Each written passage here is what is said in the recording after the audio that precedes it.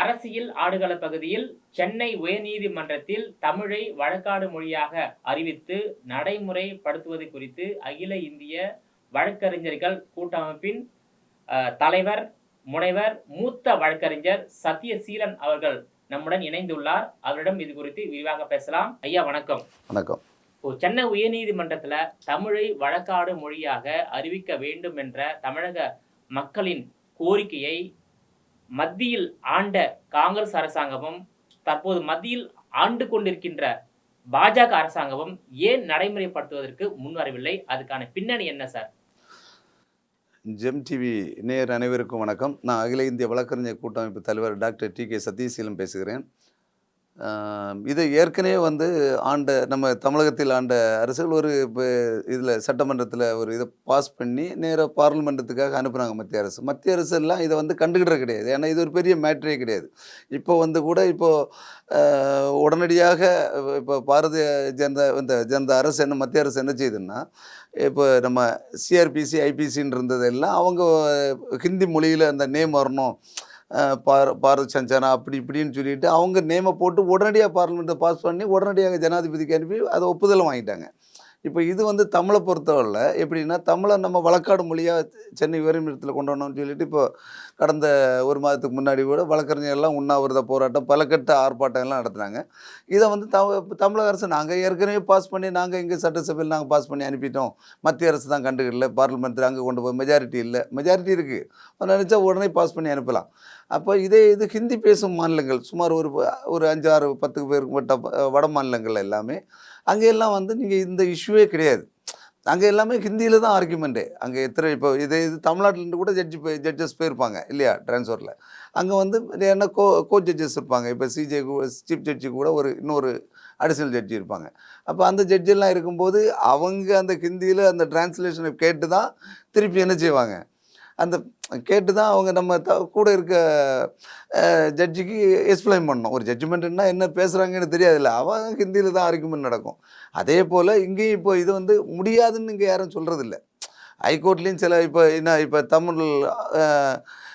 தமிழில் தான் நான் ஆர்குமெண்ட் பண்ணுவேன் அப்படின்னு சொல்லும்போது இப்போ சிங்கிள் ஜட்ஜி நிறைய 50க்கும் மேற்பட்ட ஜட்ஜஸ் இருக்காங்க. இதில் மோர் தென் நம்ம ஒரு 75% நம்ம தமிழ்நாடை சேர்ந்தவங்க, தமிழ் தெரிஞ்சவங்க ஜட்ஜஸே இருப்பாங்க.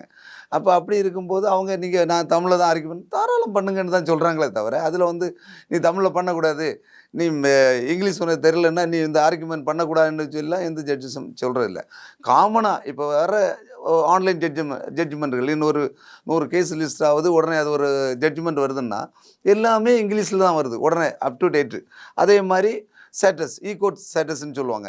கோர்ட் ஒரு கேஸை பற்றிய ஸ்டேட்டஸ் அது எல்லாமே இங்கிலீஷில் தான் வருது. அதை தமிழில் நீங்கள் ஆர்குமெண்ட்டுக்கு தமிழில் நீங்கள் ஜட்ஜ்மெண்ட் கொடுக்கணும்னு உள்ளது தான் கோரிக்கையை தவிர, இன்னும் கோர்ட் ஜட்ஜ்மெண்ட்ஸ் அதையும் கூட தமிழில் போடலாம் வேணும்னால். இங்கே அரசு நினச்சா ஈஸியாக பண்ணிட்டு போகலாம். ஆனால் அதை கூட பண்ணலை, அது எல்லாமே இங்கிலீஷ் தான். அதனால் அதே மாதிரி தான் இந்த ஜட்ஜ்மெண்ட்டுகளையும் நீ ஆர்குமெண்ட்டுக்கும் என்ன செய்யணும், நார்த் இந்தியா மாதிரி எங்களுக்கு ஆர்குமெண்ட்டையும் தமிழை வழக்காடு மொழியாக கொண்டு வரணும். தமிழில் ஆர்குமெண்ட் பண்ணுறவங்க தமிழில் பண்ணிடலாம், இங்கிலீஷில் பண்ணுறவங்க இங்கிலீஷில் பண்ணிடலாம். அது ஒன்றும் இது இல்லை. இதை தான் இப்போ கோரிக்கையாக வச்சுருக்காங்களே தவிர, இதை உடனடியாக தமிழக அரசு என்ன செய்யணும், மத்திய அரசுக்கு இப்போ ஏற்கனவே பண்ண மாதிரி திரும்பவும் டிலே ஆச்சு. நீங்கள் திரும்பவும் இருக்க கூட இவங்க என்ன செய்யணும், சட்டமன்றத்தில் பாஸ் பண்ணி திரும்ப பார்லிமெண்ட்டுக்கு அனுப்பி. ஏன்னா இப்போ இனி முடியாது, எலெக்ஷன் முடிஞ்ச ஆஃப்டர் த எலெக்ஷன், அடுத்த எலெக்ஷனுக்கு பிறவாது இப்போ இருக்க அரசு இதை நிச்சயமாக எடுத்த தமிழக நம்ம வழக்கறிஞர்களின் கோரிக்கை நிறைவேற்றப்பட வேண்டும் என்று நான் இந்த நேரத்தில் கேட்டுக்கொள்கிறேன். 2006ஆம் ஆண்டு திமுக அரசாங்கம் இருந்தபோது தமிழ்நாடு சட்டமன்றத்தில் தீர்மானம் நிறைவேற்றி மத்திய அரசு அனுப்பப்பட்டது. அதாவது அந்த தீர்மானத்தில் சென்னை உயர்நீதிமன்றத்துல தமிழை வழக்காடு மொழியாக அறிக்க வேண்டும், நடைமுறைப்படுத்த வேண்டும் என்று. அப்போது காங்கிரஸ் அரசாங்கம் தான் மத்தியில ஆண்டு கொண்டு இருந்தது. அப்போ காங்கிரஸ் அரசாங்கமும் திமுக அரசாங்கமும் கூட்டணியில் தான் இருந்தாங்க. அப்பவே நடைமுறைப்படுத்த முடியாத இந்த திட்டம் தற்போது திமுகவும் பாஜகவும் எதிர் முனையில இருக்காங்க. நிறைவேற்ற முடியுமா? இல்லை, நிச்சயமா இப்போது நடைமுறைக்கு வாய்ப்பே இல்லை. இப்போது ஏன்னா 2 பேரும் ஆப்போசிட்ல இருக்காங்க. இவங்க பாரதிய ஜனதா கூட அன்னோன்யமாக இல்லை. ஏன்னா 1/3 நீங்கள் இப்போ இந்த சிஏ வந்த மாதிரி உங்களுக்கு அந்த மெஜாரிட்டி வேணும். உங்களுக்கு ராஜ்யசபா இப்போ உங்களுக்கு லோக்சபா 2லேயுமே மெஜாரிட்டி இருக்கணும். அந்த மெஜாரிட்டியில் அந்த நேரத்தில் அந்த காங்கிரஸ் இருக்கும்போது ஒரு நிறைய கூட்டணியோட சேர்ந்துருந்தது. அதில் வந்து எல்லாரும் வந்து இந்த ஸ்டேட்டுக்கு எல்லாம் வந்து இது கொடுக்கல, சப்போர்ட்டு பண்ணல. இல்லைன்னா அப்போ பாஸ் ஆகிருக்கும். அதை வந்து அவங்களும் காங்கிரஸ் கவர்மெண்ட்டும் பெருசாக எடுத்துக்கலன்னா நாங்கள் தான் ஹிந்தியில் அப்போ எங்களுக்கு எதுக்கு இந்த சப்போர்ட்டிங் எதுக்குன்னு சொல்லிட்டு மற்ற ஸ்டேட்டில் உள்ள எம்பிஸ் எல்லாம் சப்போர்ட் பண்ணல. அதை கொண்டு வந்தாங்க, கொண்டு போக அது அப்படியே கிடப்பில் ஆகிப்போச்சு. அந்த அரசும் அதுக்கு பிறகு அதோட முடிஞ்சு அடுத்த கவர்மெண்ட் வரும்போது 2006க்கு பிறகு அதுக்கு பிறகு 3 தடவை எம்பி எலெக்ஷன் நடந்து போச்சு. அதுக்கப்புறம் ஏறுகொண்டலை. இப்போ திரும்பவும் அதை வந்து கண்டிப்பாக இந்த கவர்மெண்ட் வரும்போது இவர் சொன்னார், ஸ்டாலின் அவர்கள், தமிழை வழக்காடு மொழியாக நாங்கள் நிச்சயமாக வந்தால் கண்டிப்பாக என்ன செய்து தருவோம், இதை வந்து இம்ப்ளிமெண்ட் பண்ணதுக்கு மத்திய அரசுகிட்ட முறையிட்டு நாங்கள் உடனே பண்ணி தருவோம்னு சொல்லி அவங்க தேர்தல் அறிக்கையிலே வச்சுருந்தாங்க. அதுக்கு முன்னாடியே இந்த சேமல் இதுக்கெல்லாம் போய் எல்லா வழக்கறிஞர்களுக்கும் கோரிக்கை வைக்கும்போது நீங்கள் தமிழை வழக்காடு மொழியும் சுப்ரீம் கோர்ட்டு பிரான்ச்சு அப்படின்னா சுப்ரீம் கோர்ட்டு ஒரு கிளையை வந்து நம்ம சென்னை கொண்டு வரணும்னு சொல்லிட்டு அதுக்கான முழு முயற்சி சவுத் இந்தியாவில் எல்லா அப்பீலுக்கும் நம்ம எங்கே போக வேண்டியிருக்கு, சுப்ரீம் கோர்ட்டை போய் டெல்லிக்கு போனோம். அப்போ அதுக்காக நம்ம இப்போ எப்படி இப்போது தமிழகத்தில் ஒரு மதுரை கிளை பெஞ்சு எப்படி இருக்கோ அதே மாதிரி எங்களுக்கு வந்து சவுத் இந்தியாவுக்கு கேரளா, கர்நாடகா, ஆந்திரா, பாண்டிச்சேரி, நம்ம தெலுங்கானா, நம்ம சென்னை, இதுக்கு எல்லாத்தையும் சேர்த்து எங்களுக்கு ஒரு சுப்ரீம் கோர்ட்டு கிளையை இங்கே கொண்டு வரணும்னு சென்னை ஹைகோர்ட்டுக்குள்ளே, தமிழ்நாட்டில் சென்னை ஹைகோர்ட்டு கேம்பஸுக்குள்ளே இதை கொண்டு வரணும்னு சொல்லிட்டு கோரிக்கை வச்சுருந்து அதை வந்து பரிசீலனைகளுக்கு இந்த வருதுன்னு சொல்கிறாங்களே தவிர அதுவும் காலத்து தான் கடத்திட்டு இருக்காங்க. இந்த கோரிக்கையெல்லாம் நம்ம தமிழ்நாடு கவர்மெண்ட்டு நாங்கள் நிச்சயமாக வழக்கறிஞர்லாம் நாங்கள் எல்லாம் போய் ஒவ்வொரு கோரிக்கைக்கு இப்போ சேமல் நிலையத்துக்கு போவோம். ஒரு வழக்கறிஞர் இறந்தாச்சுன்னா 10 லட்ச ரூபா இப்போ அமெண்ட்மெண்ட் பண்ணியிருக்காங்க. இது போல் இதுகளுக்கெல்லாம் இந்த அரசை வந்து நம்ம போய் பார்க்கும்போது பல இந்த கோரிக்கைகள் தமிழ் வழக்காடு மொழி இந்த சுப்ரீம் கோர்ட், ஏன்னா எங்களுக்கு தான் கஷ்டம். இங்கேருந்து நீங்கள் அப்பீல் போகிற ஒவ்வொருத்தரும் போயிட்டு 4 நாள் 5 நாள் ரூம் எடுத்து தங்கி அங்கே வந்து அது பெரிய வழக்கறிஞர் செலவு, வழக்காடிகளுக்கும் செலவு, வழக்கை தொடுப்பவர்களுக்கும் ஒரு அப்பீல் போகும்போது அவங்களுக்கும் நிறைய செலவு. இங்கே என்ன நார்மலாக இந்த அட்வொகேட்டே பார்த்துடுவாங்க. அங்கே என்ன சுப்ரீம் கோர்ட்டுக்கு போனால் திரும்ப அங்கேயும் ஒரு லாங்குவேஜ் இஷ்யூ. அங்கே ஹிந்திக்காரன் தான் மோர் தென் 90% ஹிந்திக்காரங்க இருப்பாங்க. அப்போ அப்படிப்பட்ட ஒரு இதில் நம்ம தமிழாலும் இருக்காங்க, அது எல்லாம் கொஞ்சம் பேர் தானே இருப்பாங்க. அப்போ அங்கே ஒரு நல்ல ஒரு சீனியர் கவுன்சிலை பார்க்கணும், அதுக்கு நிறைய செலவு பொதுமக்களுக்கு. அதெல்லாம் கருத்தில் கொண்டு தான் சவுத் இந்தியாவுக்கு இந்த சுப்ரீம் கோர்ட்டின் கிளையும் வரணும், இந்த தமிழை வழக்காடு மொழியெல்லாம் நான் எல்லாத்தையும் ரெடி பண்ணுவேன்னு சொல்லி தான் இந்த தமிழக அரசு எலெக்ஷனில் பாஸ் ஆகி வந்தாங்க. ஆனால் இதுவரை எதுவும் செய்த பாடில்லை. அவங்களுக்குள்ள ஃபைட்டே சரியாக போகுதே தவிர இந்த கோரிக்கைகளை வச்சு ஃபைட் பண்ணக்கூடிய இதுவும் இல்லை. அங்கே இருக்க மத்திய அரசு செவி கொடுத்து என்ன செய்ய கேட்கக்கூடிய நிலைமையில் மத்திய அரசும் இல்லை.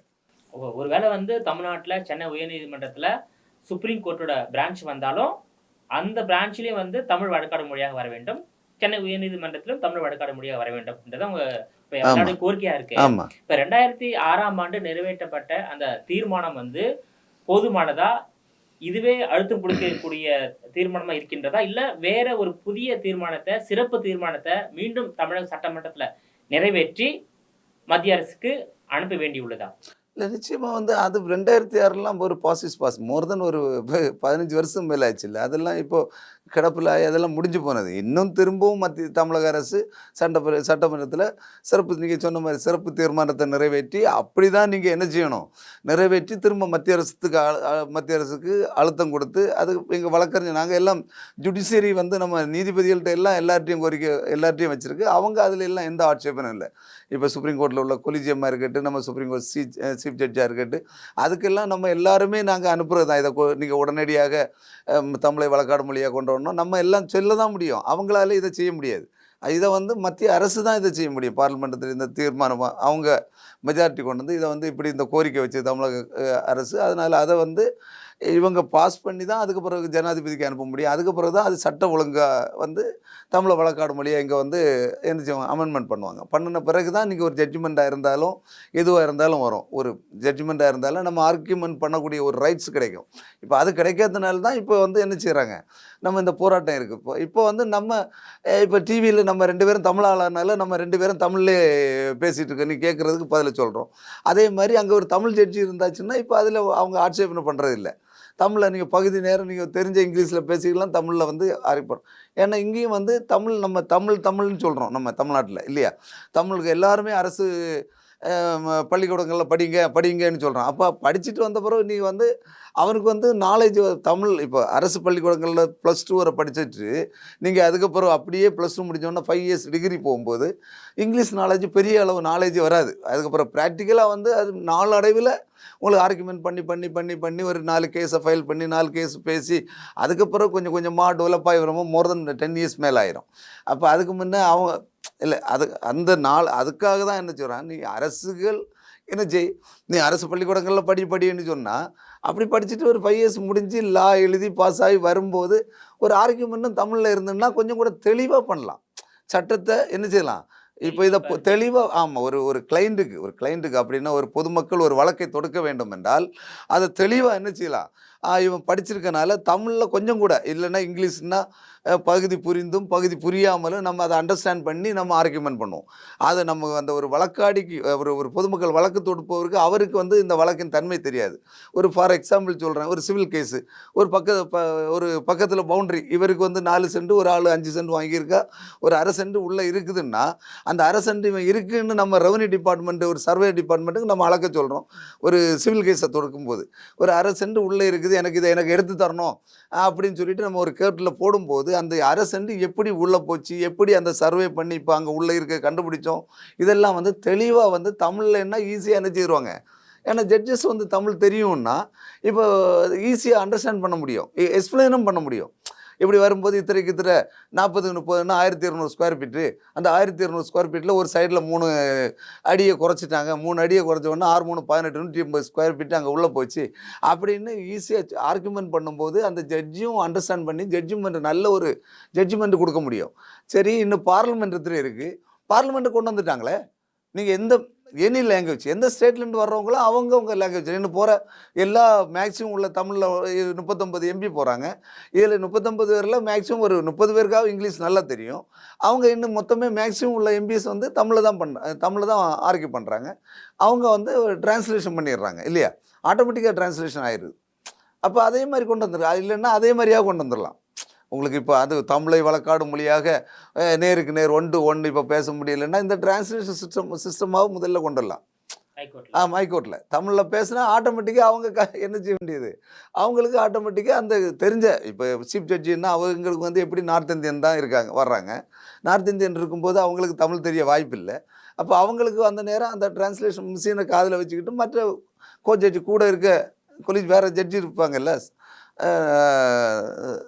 அப்போது அடிஷ்னலாக கூட இருக்கவங்க அவங்களா தான் திரும்ப டிரான்ஸ்லேஷன் பண்ண வேண்டியிருக்கு. அப்போ அதுக்கு கணக்காக்கி அந்த சிஸ்டத்தையாவது முதல்ல கொண்டு வரலாம். இது எதுவுமே கொண்டு வர மாட்டாங்கன்னு சொல்கிறாங்க. நம்ம சும்மா அப்படின்னா ஒரு ஸ்டேட் லெவலில் எந்த ஆர்குமெண்ட் பண்ணாலும் நீ என்ன பேசுகிற நான் என்ன கேட்குறது, அந்த மாதிரி உள்ள கவர்மெண்ட் ஏட்டிக்கு போட்டி கவர்மெண்ட்டாக வந்துடுது. மாறி இவங்க மாறி வரும்போது அந்த மெஜாரிட்டியும் அங்கே வேணும். அவங்களுக்கும் லா மினிஸ்ட்ரிக்கும் அதுக்குள்ளே இன்ட்ரெஸ்ட் இருக்கணும். ஒரு ஸ்டேட்டில் இந்த மாதிரி ஒரு கோரிக்கை வைக்காங்க, நம்ம அதை பாஸ் பண்ணி விடுவோம் அப்படின்னு. அதுவும் இல்லை. அதனால தான் இது கொஞ்சம் இழுத்துட்டு இருக்க தவிர இதுதான் உண்மை. இதுவரை அவங்க அந்த ஃபஸ்ட்டு இதை தவிர இப்போ வந்து அதுக்கு நிறைய கோரிக்கை வச்சாச்சு. நீங்கள் இது தமிழை வழக்காடினா இப்போ என்ன உண்ணாவிரதம் எல்லாம் இருந்து பார்த்தாங்களே, ஒன்றுமே கவர்மெண்ட் எந்த ஒரு அறிக்கையாக கொடுக்கணும்ல. இந்த லா மினிஸ்டர் பார்த்து நான் உடனடியாக அந்த கோரிக்கையை நான் வச்சு நான் உடனே மத்திய அரசு நாங்கள் அனுப்புகிறோம், நீங்களும் உங்கள் வழக்கறிஞர்கள் எல்லாரும் சேர்ந்து நீங்களும் இங்கே போராடுறது மட்டும் இல்லை, அங்கே போய் டெல்லியிலையும் போய் ஜந்தர் மந்தரில் மத்திய அரசை எதிர்த்து போராடுங்க அப்படின்னாவும் சொல்லலாம் இல்லையா. ஒரு ஃபார்மல் அப்படி சொன்னால் கூட இங்கே இருக்க வழக்கறிஞர் சங்கங்கள் நிறைய இருக்குது. எல்லோரும் சேர்ந்து போய் அங்கே போய் டெல்லியில் போய் மத்திய அரசு காதில் போகிற அளவுக்கு என்ன செய்யலாம், ஒரு மறியல் போராட்டமோ ஒரு ஆர்ப்பாட்டமோ ஏதோ ஒன்று நடத்தலாம். இங்கே அதுக்கு இந்த கவர்மெண்ட்டு இவங்களுக்குள்ள ஈடியும் பிடியும் மாட்டு இவங்களுக்குள்ள இப்போ இவங்களும் 2 பேரும் மத்திய அரசு மாநில இருந்து இவங்களுக்கு அடிப்படை சண்டையே சரியாக போயிடுது. இது இவங்களுக்கு பிரச்சனையை பார்க்குறதா வழக்கறிஞர் பிரச்சனையை பார்க்குறதான்னா, ஆனால் அதில் வந்து தமிழக அரசு வழக்கறிஞர் எதுவுமே செய்யலைன்னு உள்ளது தான் நம்ம சொல்ல முடியும். இந்த கோரிக்கைகளை வைக்கும்போது கண்டிப்பாக இந்த அரசுகள் வந்து முதல்ல நீ வந்து தேர்தல் அறிக்கையில் நாங்கள் வழக்கறிஞர் அதை செய்வோம் இதை செய்வோம்னு சொல்கிறாங்களே தவிர வெறும் அறிக்கையாக தான் இருக்கே தவிர இதில் வந்து ஒரு லா மினிஸ்டர் கூட ஒரு அறிக்கை விடலை இந்த போராட்டத்துக்கு விட. வந்து தமிழக அரசு எதுவுமே செய்யல. இல்லை நீதித்துறைக்குன்னா ஆமாம் இல்லை நீதித்துறைக்கு யூஸ்வலாக என்ன செய்யணுமோ அது வந்துடும் ஆட்டோமேட்டிக்காக. சரியா? இப்போ என்ன பிஎஸ்எஃப் பந்தோபஸ்து மாறி மாறி பிரச்சனை வந்ததுலன்னு போட்டிருக்கு. அதுக்கெல்லாம் வருஷத்துல பல 5, 6 கோடி இதெல்லாம் வந்து அதெல்லாம் ஆட்டோமேட்டிக்கா அதெல்லாம் ஒண்ணும் நிப்பாட்ட முடியாது. அதுல இப்ப நம்ம கேட்கறது இந்த வழக்காடு மொழி. அந்த நம்ம சுப்ரீம் கோர்ட் கிளைய நம்ம சென்னை கொண்டு வரணும். அது பொதுமக்கள் நலன் கருதி நம்ம கேட்கறது. இதெல்லாம் வந்து இத வந்து நம்ம என்ன செய்ய முடியாது. வழக்கறிஞர்களா போராடி பெற்று தர முடியாது. இது கவர்ன்மெண்ட் மூலம் தான் கொண்டு போக முடியுமே தவிர, கவர்ன்மெண்ட்டுக்கு பிரஷர் இருந்தா மட்டும் தான் அந்த கிளையும் கொண்டு வர முடியும். இந்த தமிழை வழக்காடு மொழியாக என்ன செய்ய முடியும்? கவர்ன்மெண்ட் தான் ப்ரெஷர் குடுக்கணுமே தவிர, இதில கூட சப்போர்ட்டிங் வேணுனா கவர்ன்மெண்ட் நல்ல போர்ஸா போகும்போது, இந்த வழக்கறிஞர் சங்கங்கள் வந்து என்ன செய்யலாம்? நம்ம சென்ட்ரல்ல போய் நம்ம கூட சுப்ரீம் கோர்ட்டுக்கு இந்த அங்க நம்ம ஆர்ப்பாட்டத்துக்குன்னு தனியா ஜந்தர் மந்தர்ன்னு எல்லாம் இருக்கு. அங்க எல்லாம் வந்து நீங்க ஒரு ஆர்ப்பாட்டம் மத்திய அரசு பண்ணும்போது, ஆட்டோமேட்டிக்கா கவர்ன்மெண்ட்டுக்கு போயிரும். இல்ல லா மினிஸ்டர பார்த்து நம்ம ஒரு மனு குடுக்கலாம். இல்ல பிரைம் மினிஸ்டர் ஆஃபீஸ்ல கொண்டு குடுக்கலாம். நம்ம எல்லாம் அந்த இதுகள் எல்லாம் நம்ம பேக்கப்ல பண்ணலாம்.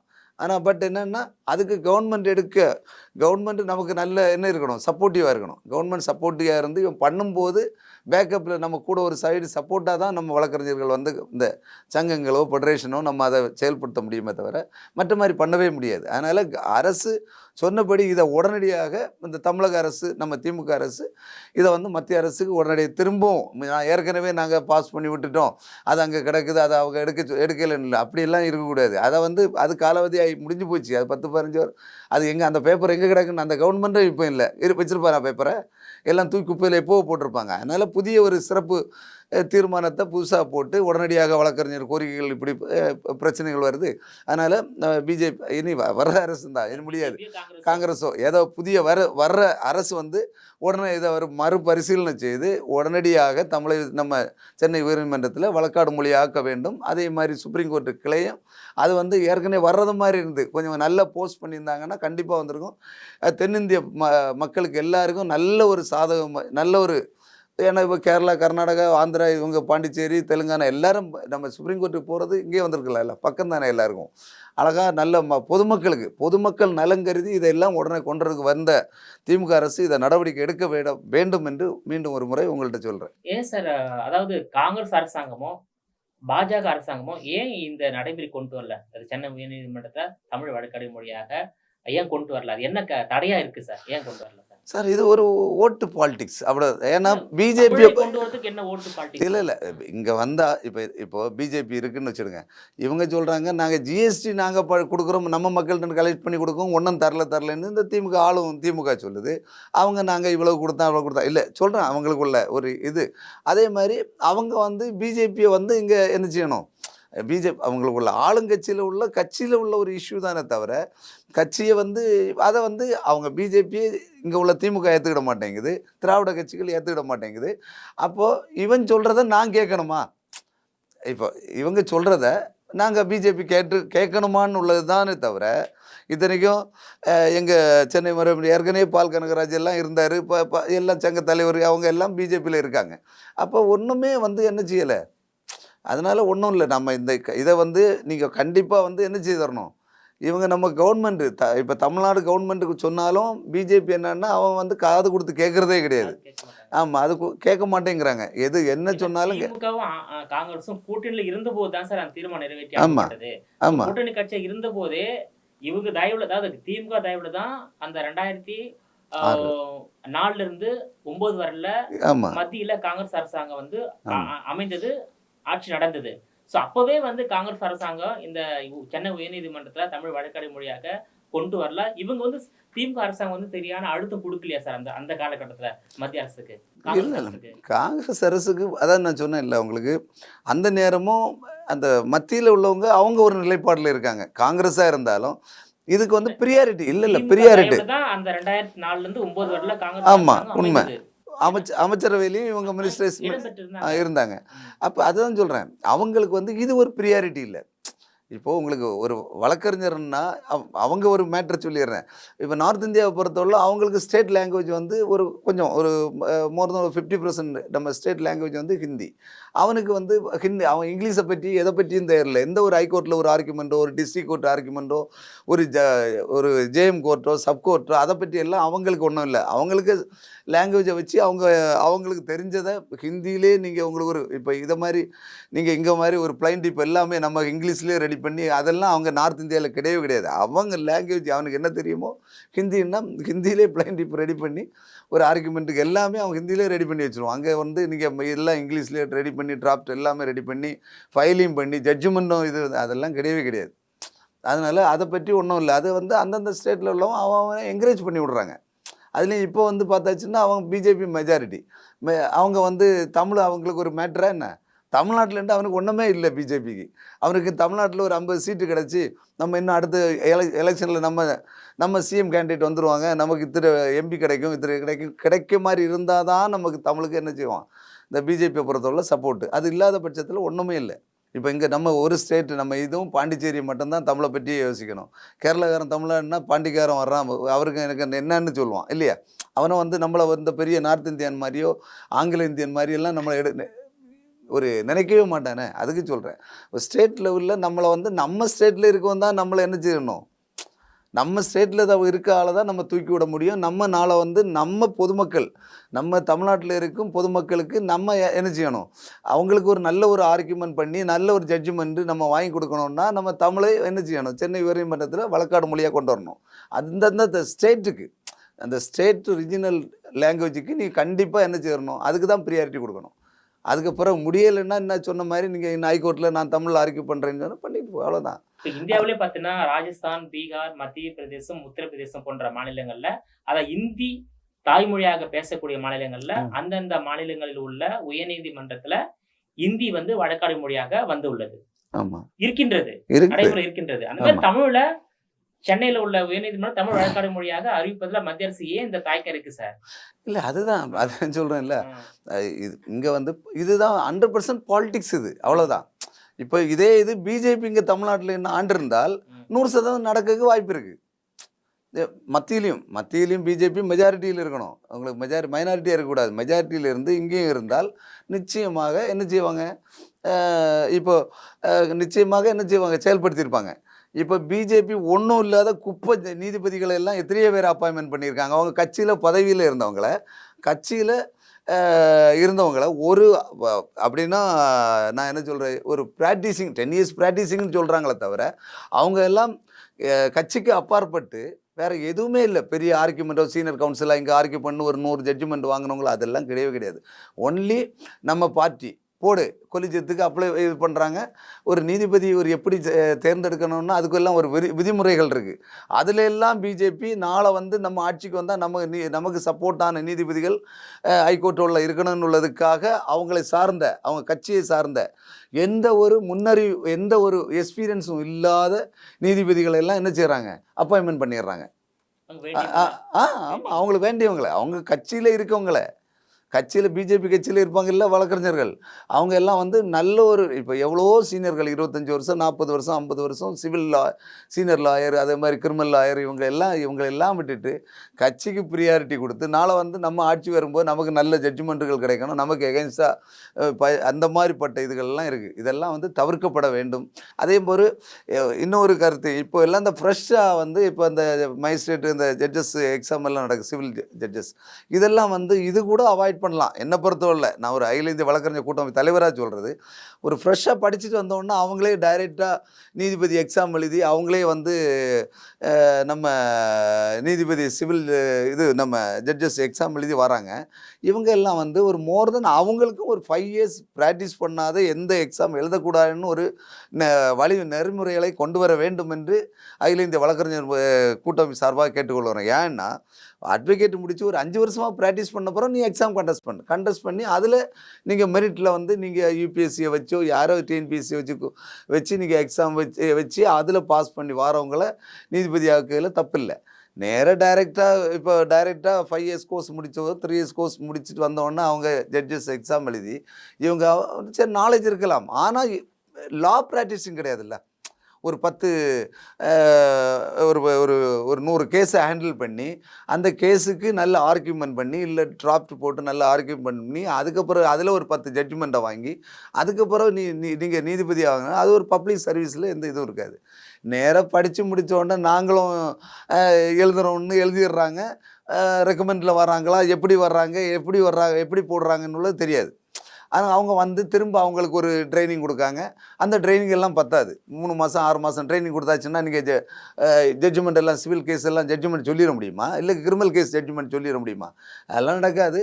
அந்த மாதிரிப்பட்ட இதுகள்லாம் தவிர்க்கப்பட வேண்டும். நீதித்துறையை வந்து நிறைய வந்து என்ன செய்யணும், நீதித்துறை கொலிஜியம்னு ஒரு இது வச்சுருக்காங்க. 100% சீர்திருத்தம் பண்ணணும். இந்த பார்ட்டி மூலம் கட்சி ரீதியாக எந்த கட்சி மத்தியில் ஆளுதோ அவனும் ஸ்டேட்டில் இருக்க ஆளுற கட்சியும் 2 பேர் ரெக்கமெண்ட் பண்ணி கொலிஜியத்துக்கு அனுப்பி விட்டுறாங்க. எனக்கு ஆள் 4 பேரை போடு, எனக்கு ஆள் 3 பேரை போடணும். இதெல்லாம் வந்து தவிர்க்கப்பட வேண்டும். நல்ல உண்மையிலே நல்ல சிவில் லாயர்ஸ் ப்ராக்டிஸ் பண்ணி மோர் தென் இவன் 10 இயர்ஸ் ஹைகோர்ட்டுக்குன்னு சொல்லியிருக்காங்க. மற்ற மாதிரி வரவங்க டிஸ்ட்ரிக்ட் கோர்ட் ஜட்ஜ் எல்லாம் அவங்க எல்லாம் நல்ல ப்ராக்டிஸில் தான் இருப்பாங்க. டிஸ்ட்ரிக்ட் கோர்ட்டில் எல்லாம் வந்து 10 வருஷம் 20 வருஷம் பணி செய்து அதில் அவங்களுக்கு எத்தனையோ ஜட்ஜ்மெண்ட்டை சொல்லியிருப்பாங்க, எத்தனையோ ஜட்ஜ் கேஸை பார்ப்பாங்க.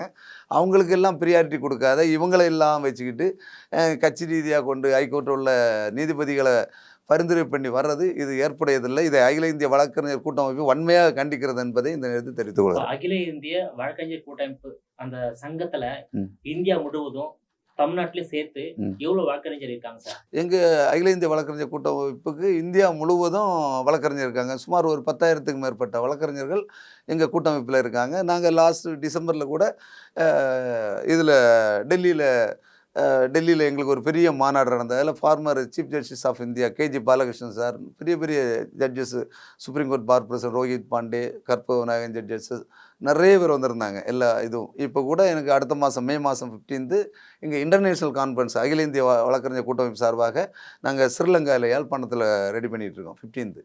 அதனால் எங்கள் இதை பொறுத்தவரை நாங்கள் வந்து இதை வந்து இந்த ஜுடிஷரியை வந்து காப்பாற்றப்பட வேண்டும். அதே போல் இந்த வழக்காடு மொழியை வந்து உடனடியாக நம்ம சென்னை உயர்நீதிமன்றத்தில் வழக்காடு மொழியாக தமிழை வந்து உடனடியாக கொண்டு வர வேண்டும். அதே போல் நம்ம சுப்ரீம் கோர்ட்டின் கிளை சென்னையில் உடனடியாக கொண்டிருக்கு. இதற்கெல்லாம் தமிழக அரசு உடனடியாக முழு மூச்சுடன் செயல்பட வேண்டும் என்று நாங்கள் வந்து கோரிக்கை வச்சுருக்கோம். இப்போ உங்கள் 10,000 வழக்கறிஞர்கள் உங்கள் சங்கத்தில் உறுப்பினராக இருக்கிறான்னு சொல்லியிருக்கீங்க இல்லையா? அந்த 10,000 வழக்கறிஞரும் முதலமைச்சரை சந்தித்து பிறகு பிரதமரை நேரடியாக சந்தித்து உங்கள் கோரிக்கை, அதாவது சென்னை உயர்நீதிமன்றத்தில் தமிழ் வழக்காடு மொழியாக வருவதற்கும் சென்னை உயர்நீதிமன்ற வளாகத்தில் சுப்ரீம் கோர்ட் கிளை வருவதற்கும் சந்தித்து வலியுறுத்த வாய்ப்பு இருக்கா? அது நாங்கள் 10,000 பேரையும் கூட்டிகிட்டு போய் ஒரு பேரணியெல்லாம் நடத்த முடியாது. நாங்கள்